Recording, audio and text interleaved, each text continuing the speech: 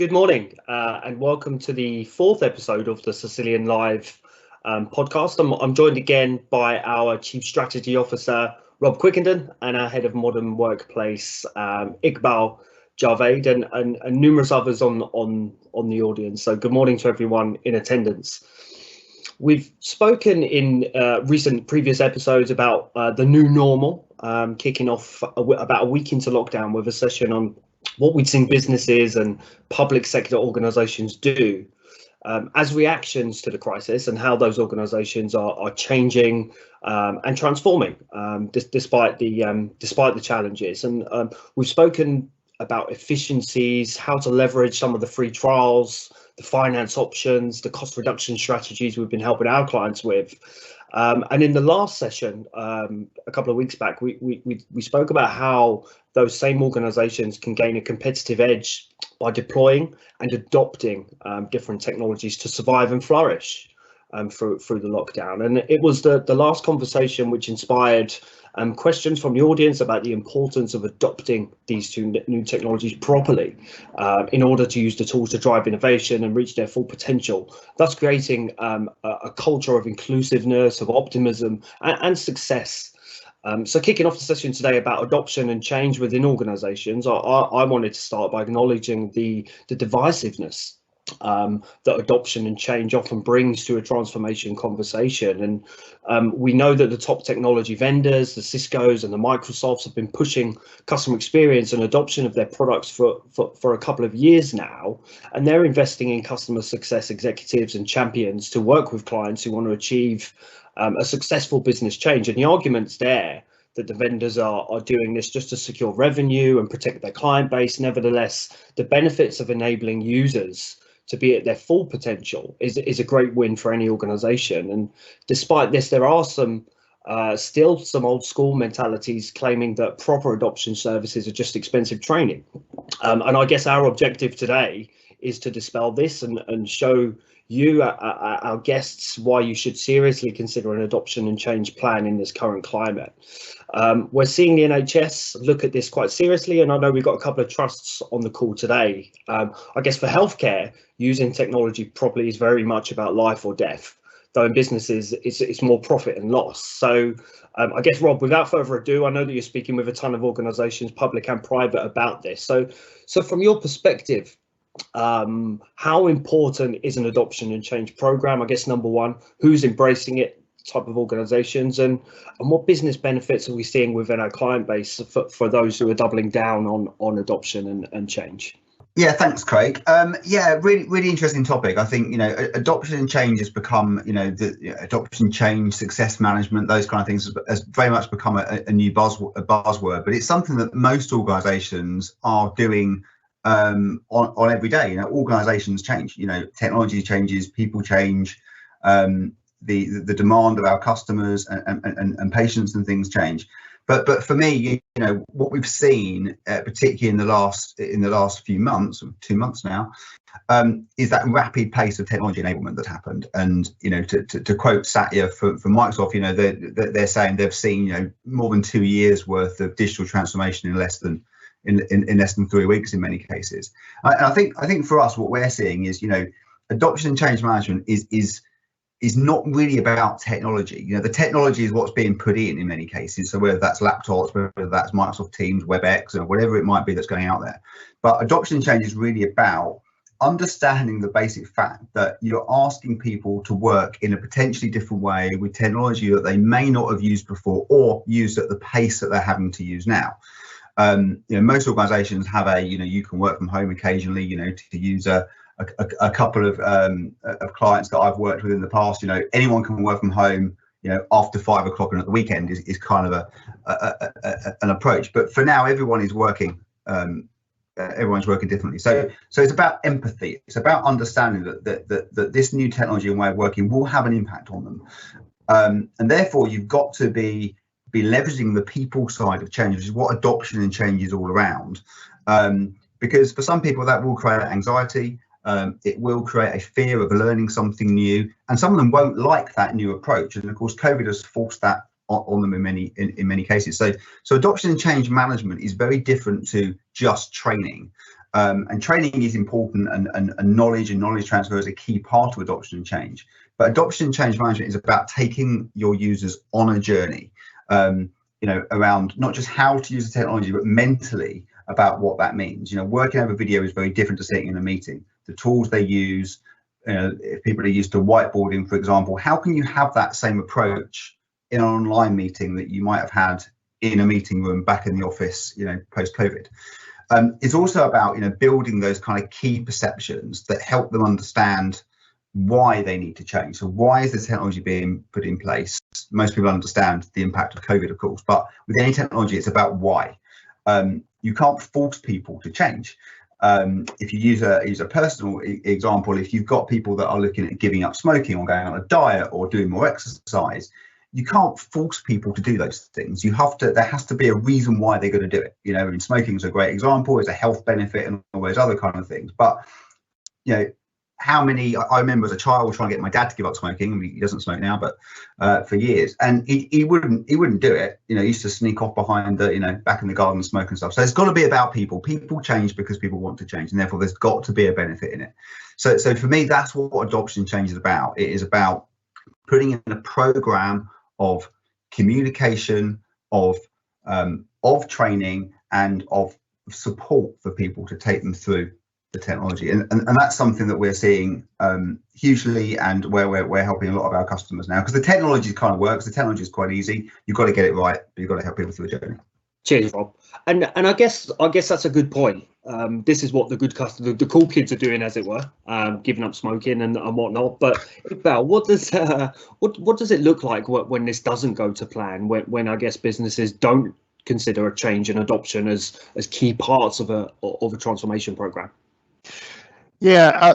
Hi guys. By the way, I guess the very first thing is understanding what the challenges are around, what the kind of resistance to change is. Identifying those challenges, whether that's employee resistance to change, inadequate sponsorship from execs, lack of project management, or lack of skills to be able to help deploy a proper program, and not having enough defined use cases or defining a success criteria is very much a challenge if you're not planning an adoption program that you can put in place for your user community. There's also relevance around identifying the outcomes of the adoption and training that you're looking to implement, and from the outset, you want to identify what those are. What is it that you as a business, how are you aligning the technology that you're looking to get your users to adopt will have an impact on the business itself, and more importantly, the user. As Rob mentioned, this is about helping people on a human level, making sure that they fully understand why they're going from solution A to solution B.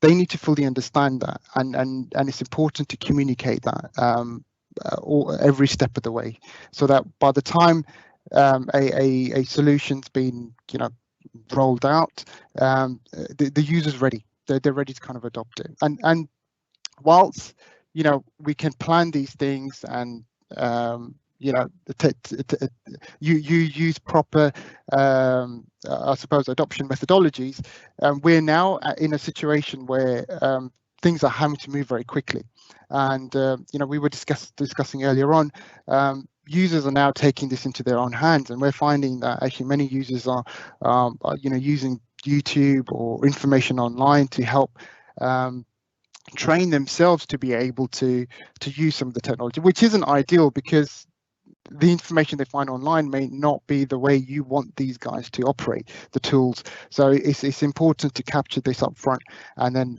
develop a program or training that's relevant to the individual users, rather than rolling out something very specific. So I was just saying, there's a lot of emphasis with what you guys are saying about the users, and it's quite refreshing to hear, actually, how we can empower them. But where do you start? Obviously, you've got a technology initiative that's been signed off by your CIO.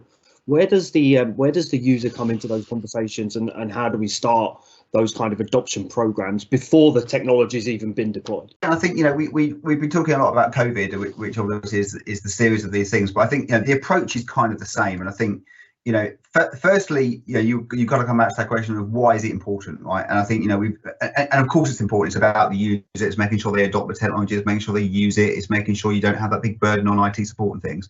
But it's also worth looking at the investments you've already made into the technologies. So, we have seen organisations go and deploy literally thousands of laptops, right? Because they've had to do that. We've seen organisations buy thousands of headsets and speakers and video-enabled devices and those kind of things. And that's a big chunk of money, and you've had to do that to get people working. But you then got to think about, spending another portion of that money that you've spent to make sure that people are using the technology. You don't want them having webcams that you've given them stuck in the drawer, or touch devices that you've given them with pens and stuff that just sit in the drawer. So it's really important to ensure that you do spend the relevant amounts of money on adoption and training. It's probably going to be less now, right? Because you're not putting people in big training rooms and those kind of things. You're delivering this resource in an online fashion. So for me, going back to your actual question, Craig, it's really about three key things, right? So it is about that empathy, right? It's about having a clear, concise communications plan that lets users know that you're thinking, and that's really, really key. The second thing is making sure that what you're doing is take the training and learning plan for those users and for different groups of users. So executive teams will work very different to people on the front line. People that are used to working in the office every day, who've never worked from home, will need a different level of support and training than field guys that work at home all the time, that are probably just looking at this going, I don't understand what the problem is, this is just how I work anyway. And the third thing is making sure that you can measure success, and that's firstly around, are the teams working successfully together? Are people successfully using the tools? Are they collaborating better? Are they using their new shiny things that you've given them? Whatever it might be that you're trying to drive, and this isn't just about code, this is about anything. And importantly, therefore, is it impacting the behaviour that you're trying to drive through change? And that won't happen overnight. You will get resistance to change. People will, this is too much, I can't cope, I'll just go back to using what I'm doing. And I think the importance of measuring that and then updating that communications plan, the training, making it very relevant to them, is about increasing confidence. Something that you touched on, Iqbal, was around what you say about people going out there and getting content online. And there is a load of content online, and this isn't about just spending money for money's sake, but it is about the content being relevant. I've had customers that have been deploying new solutions, gone off onto various manufacturers' websites and downloaded training content, which is great, but they haven't got all the bits of the technology that the training plans cover. So therefore, they're pushing content out to people. It's not relevant. It's not really aligned to the sector that they're in. It's not really aligned to the job that they do, and it's showing them how to use features or services or that technology that they haven't invested in. So that actually causes, in some cases, more frustration and more confusion. So, what we're seeing a lot more of is making sure that content is relevant and customized. And there's lots of ways you can do that. There's lots of dedicated learning platforms where you can tailor the content, tailor what's available, and back to that point of measuring success, you can link it back to the success. So if you've got somebody that's already actively using a product and they use a lot of it, these training tools are really smart. They can adapt to deliver training based on the way people already use things. So if you've never used product A before, then they get more of an introductory level training, and it kind of goes through the program. If they're used to using it and use it all the time, then it might just give them a little bit of a refresher and ask them some questions to make sure they're aware of it. So just to recap on that, three things. So think about the user, make sure you understand what they're going through, what they're changing, and have a clear communication plan. Number two, tailor the engagement. And number three, measure the success of what you're delivering. And I think it's those three things, Rob, which answer Michael's question, which was, why do we need this over just training? Training's a baseline. This is how you use this product. Taking it to the next level, this is how you use the product the way our organization wants to do it. This is how you're going to find new clients or new initiatives, competitive edge. Iqbal, would you add anything over and above what Rob and I have mentioned on the why not just training? Yeah, I absolutely. I think it's important to again take a bit of a step back, and whilst developing a training program is great and it needs to be relevant to the user, you need to first understand exactly how things have been deployed and configured, with what limitations, and ensuring that that's built into the program. So that in many instances, out of the box isn't exactly what's been deployed for many organizations. Some of these solutions are being phased in, so it's important to kind of communicate that to the wider community. And I've just seen there's a question in there around what are the first steps involved. We talked about understanding what are the challenges, understanding the outcomes you want to achieve, but in terms of implementing the 3 steps that Rob mentioned there, it's really ensuring that you kind of work through those processes to then deliver a very relevant training program, and this can be delivered in many ways. I think this is it's important to know now. Obviously, in the times that we're in, we're not able to do this in person, but we can. We've been seeing customers get very creative. We've been helping them as well through the likes of training portals, which are geared towards individual users, but also creating bite-sized videos. I've been doing this a lot for customers recently who just need to get nuggets of information out, build those small bite-sized videos to be able to push out to user community, and that continues to evolve. And I think one other thing I will add is it's great to have a program in the beginning, but this, as I said, change is constant. So you really need to have a program that's there, built to consistently support the user community to help manage change as new technology. I think it's fair to say, guys, from what you're saying, is that a proper adoption and change strategy guarantees success a lot better than just training.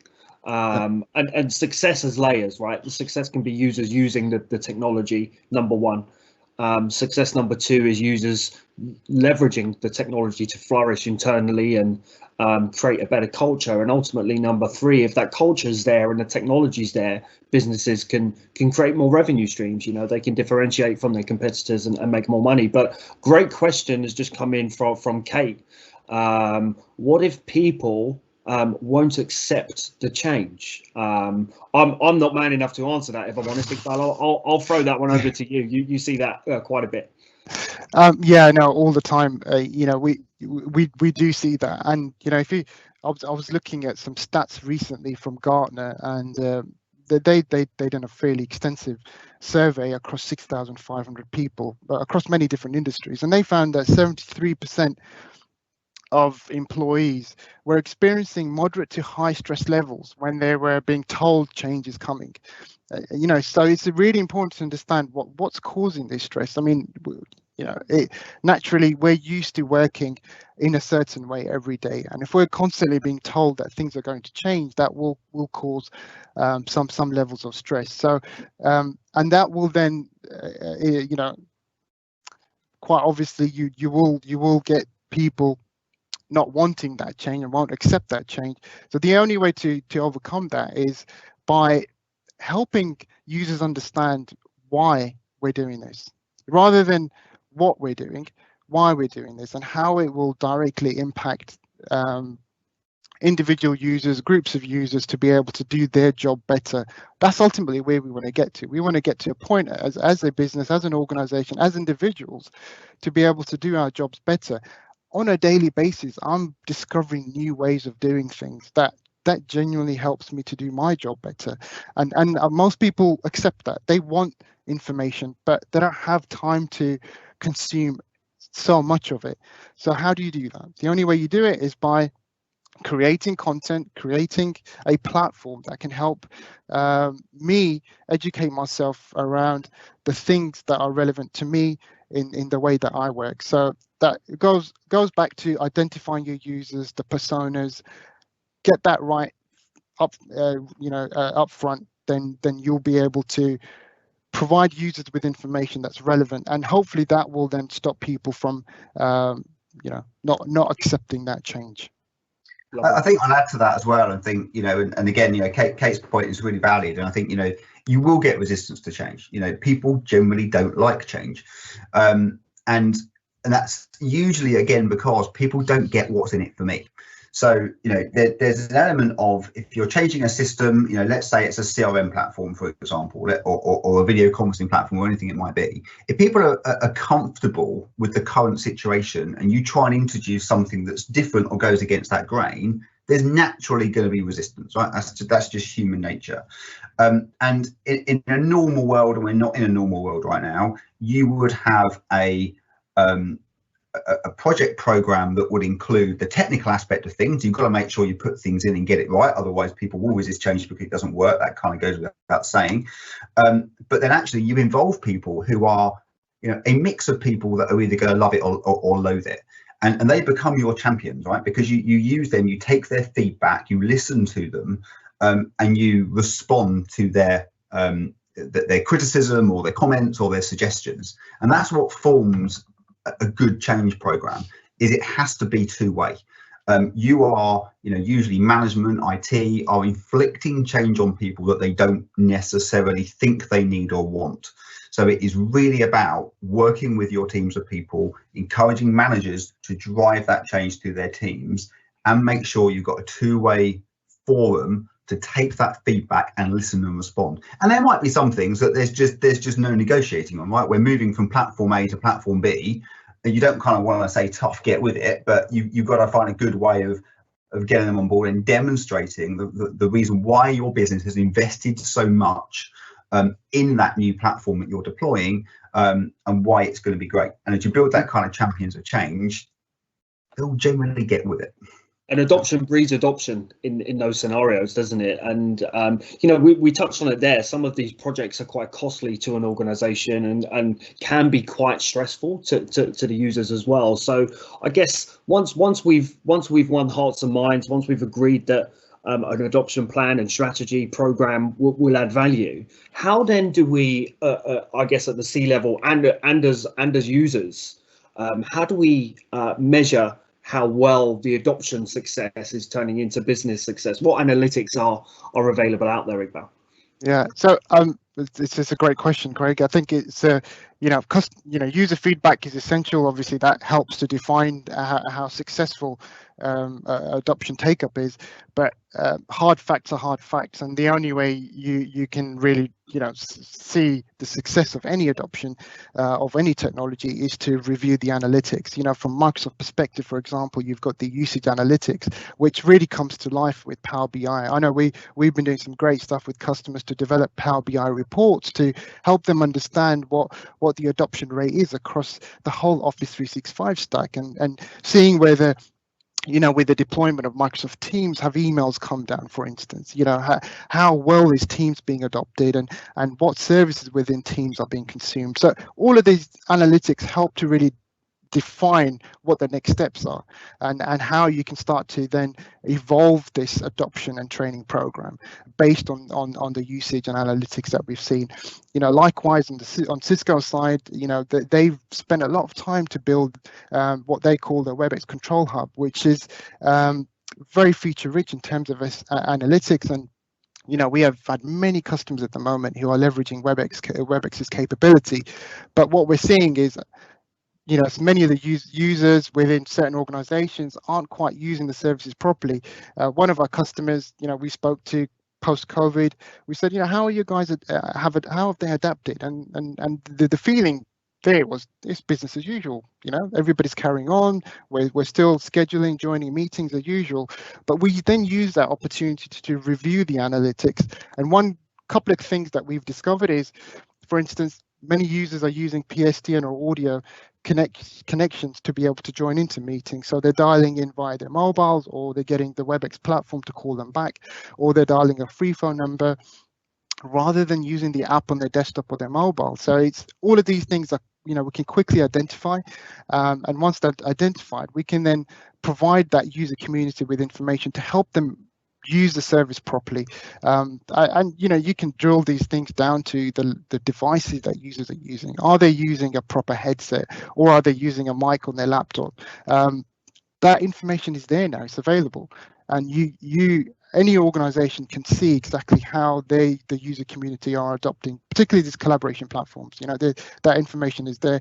We should all use that information to then define what the next steps are. Cool, thanks, Iqbal. And Rob, I know that you're having lots of conversations on the analytics side, but probably be the last question, maybe. What are you seeing? What are your thoughts?